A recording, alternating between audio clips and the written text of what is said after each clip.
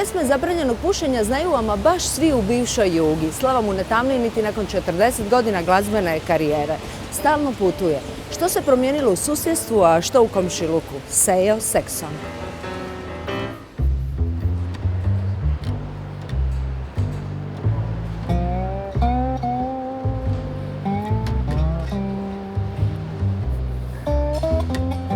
Bog sused. O, komšince, kako si mi komšince? Neka si, jesi ti meni dobro? Bježiš, a? Ja da bježim, šta ću ja sam stari patriot. Ajde. Rođen si u Sarajevu, djetinjstvo proveo tamo i kakvo je to bilo susjedstvo? To je bila ta neka egalitarnost, svi su nekako živjeli isto, svi su imali isto i ljudi su bili jako upućeni jedni na druge jer je, šta ja znam, u našoj kući moj deda je jednako bio neki pozicionirani službenik pa smo imali vrlo rano televizor pa onda se sjećam da bi ljudi došli sa onim navečer po 20-30 njih, jer mi nismo imali toliko stolica u kući, ponijeli bi one ribarske stolice i onda bi ogledali tu dnevnik I družili se. I družili se, kao u kinu je bilo svako večer. Kakve su bile te komšije?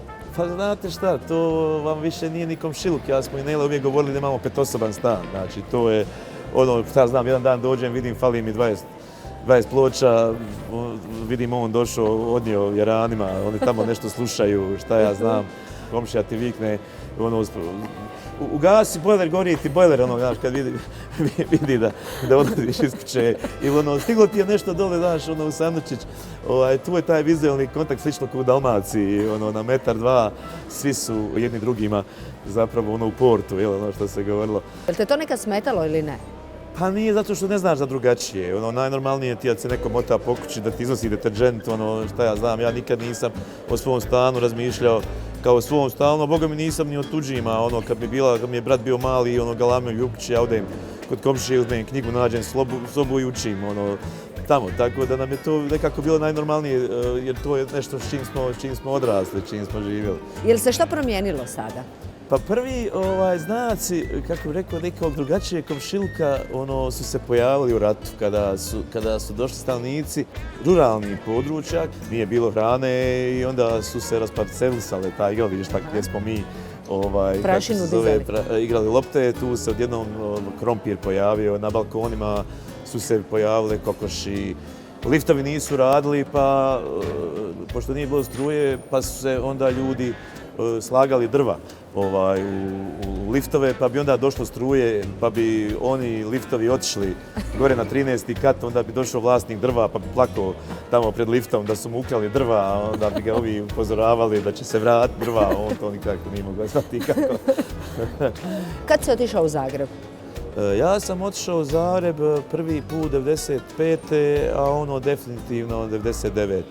Pa evo, super su Zagrebčani, oni su tako, kako se zove, ne upliču nos u tuđe poslove, ne pitaju puno o tvom životu, o tvojoj prošlosti, šta ja znam, moja punica, sad kad me vidi na televiziji, ovako prije jednog godinu dana, kaže za mene, kaj vidjela sam se i na televiziji, on se pravo probija. Kako zove, me nikad nije temeljito propitala, ko sam i šta sam, tako da za nju se još uvijek probijam. Zapravo točno ni ne zna za koga se kćer udala. Došao si u Rudeš, je li ti bilo neobično na početku? Moja žena je kolutala očima kad je tek doselila kod mene, kad sam ja počeo po komšiluku po noći, da bazam, da tražim kafu i te nekakve potrepštine. Čak su oni počeli dolaziti poslije kod mene, tako da mi došljaci mijenjamo grad. Nijedan grad ne ostaje na duge staze isti. Često putuješ, znači još uvijek nastupaš. Jel te inače u Zagrebu, kad te sretnu, jel te gnjave sa tvojim pjesmama? Jel zajedno pjevaju, kao svi znaju zabranjeno? Često ovako, kad uđem u neki bife, oni odmah puste Zenica blues, a ja kaj, ovu nisam dugo čuo. Baš si me podsjetio.